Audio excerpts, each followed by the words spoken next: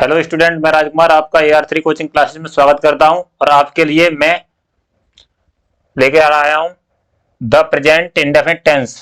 और present indefinite tense का ये पार्ट 2 है जिसमें हम नेगेटिव सेंटेंस को क्लियर करेंगे।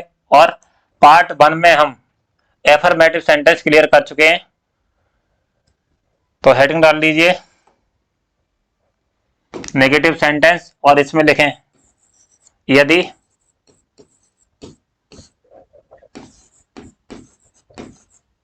वाक्य के बीच में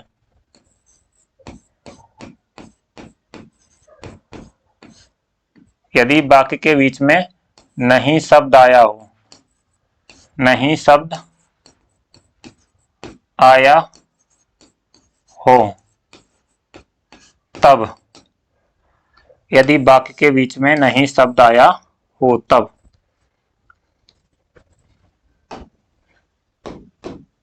फॉर्मूला क्या होगा?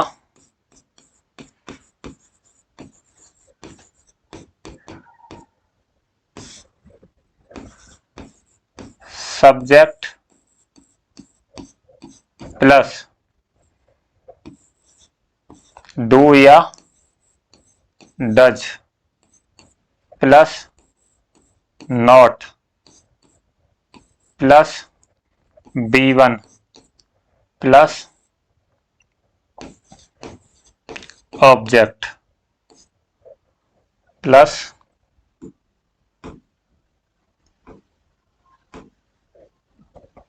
ऑब्जेक्ट, अंत में फुल स्टॉप।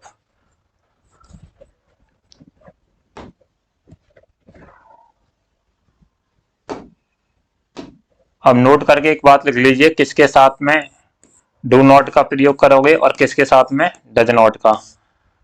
तो यदि सब्जेक्ट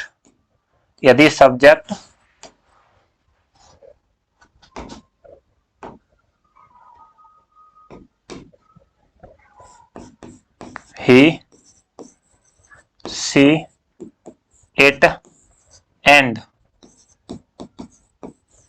सिंगुलर नाउन हो तो उसके साथ किसका प्रयोग करेंगे हम? डज नॉट का। किसका प्रयोग करेंगे? डज नॉट का।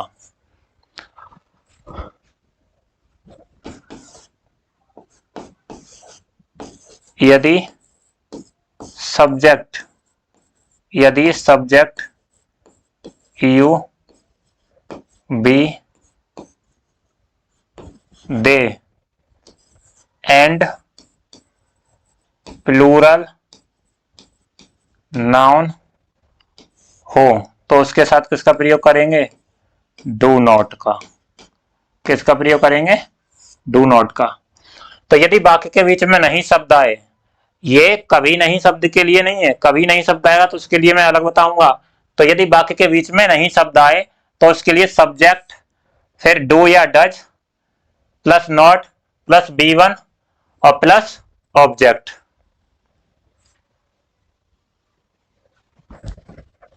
ठीक है।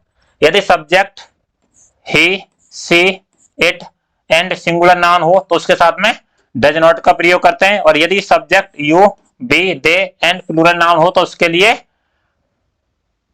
डू नॉट का प्रयोग करेंगे। जैसे एग्जांपल देख सकते हैं यहां पर,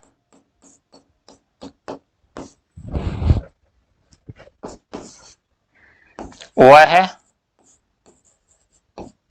खाना नहीं खाता है। अब देखिए यहां पर क्या है, नहीं शब्द आया है।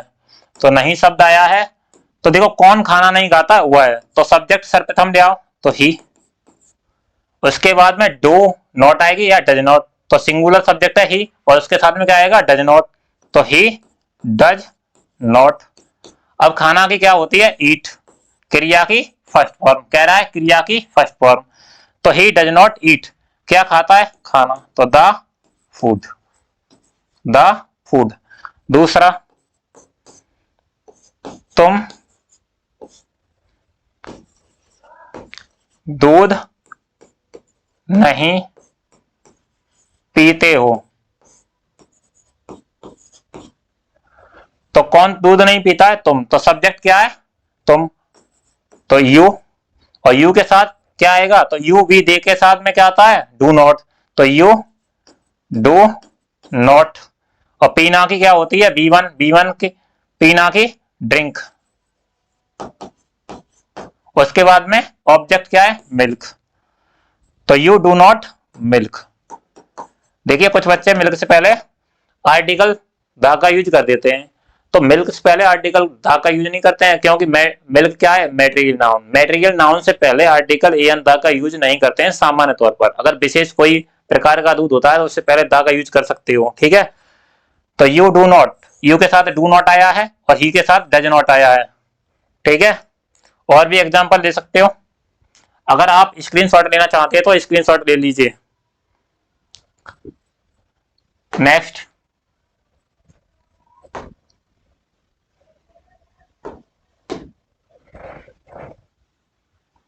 तीसरा उदाहरण हुआ है, शोर नहीं मचाती है।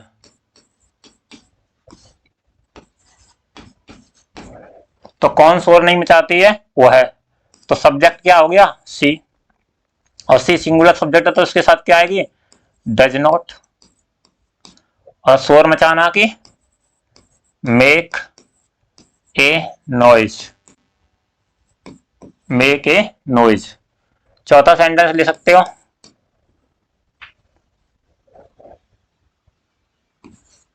तुम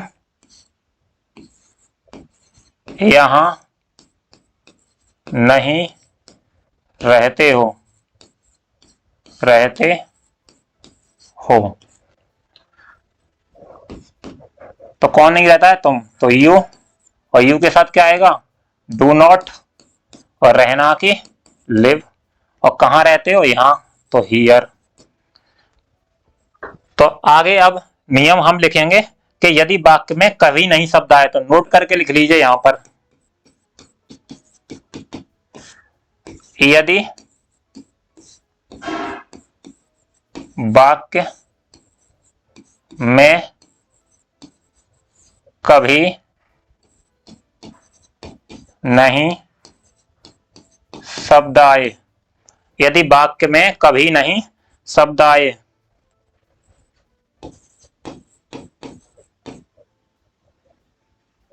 आया हो तब। यदि वाक्य में कभी नहीं शब्द आया हो तब, तब याद रखेंगे कभी नहीं के लिए क्या आएगा? डू या डज नॉट का प्रयोग नहीं करते हैं। तो सिंगुलर सब्जेक्ट के साथ में किसका प्रयोग करेंगे? सिंगुलर सब्जेक्ट के साथ, ठीक है। नेवर प्लस एस या ईएस। एस या ईएस।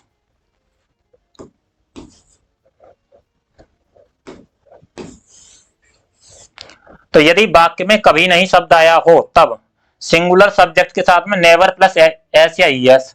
और यदि प्लूरल सब्जेक्ट है, प्लूरल सब्जेक्ट है तो उसके साथ में नेवर प्लस बी1 का प्रयोग करेंगे। Never plus B1. एक मिनट रुकिए यहां पर, देखिए नेवर प्लस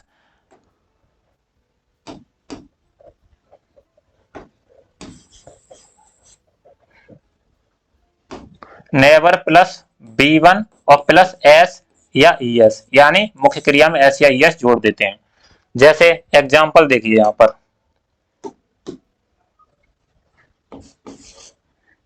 वह कभी झूठ नहीं बोलती है। झूठ नहीं बोलती है। अब देखो यहां पर वाक्य आया कभी नहीं, नहीं शब्द नहीं आया, कभी नहीं। तो वह की सब्जेक्ट क्या आ जाएगा? सी। अब झूठ नहीं बोलती है तो इसमें कभी झूठ नहीं बोलती है तो नेवर का प्रयोग करेंगे। सी नेवर। डू या डज का प्रयोग नहीं करेंगे। और क्रिया की फर्स्ट फॉर्म बोलना की क्या है? टेल अब टेल है तो देखो सिंगुलर सब्जेक्ट है तो एस या एस लगा देंगे, तो ही नेवर टेल्स ए लाई। दूसरा सेंटेंस, तुम कभी शतरंज नहीं खेलते हो। अब देखो यहां पर आ गया सब्जेक्ट प्लूरल और वाक्य में कभी नहीं आया है, तो देखिए प्लूरल सब्जेक्ट है यू, तो किसका प्रयोग करेंगे, नेवर प्लस V1, तो यू नेवर, और खेलना की क्या है, प्ले। अब देखो मैंने यहां पर एस या एस क्यों नहीं लगाया, क्योंकि प्लूरल सब्जेक्ट के साथ में हम एस या एस का प्रयोग नहीं करेंगे, तो you never play the chess. ठीक है, तो इस तरह से ये negative sentence part 2 present indefinite tense का समाप्त होता है। आगे हम इंटरोगेटिव सेंटेंस लेकर के आएंगे। धन्यवाद।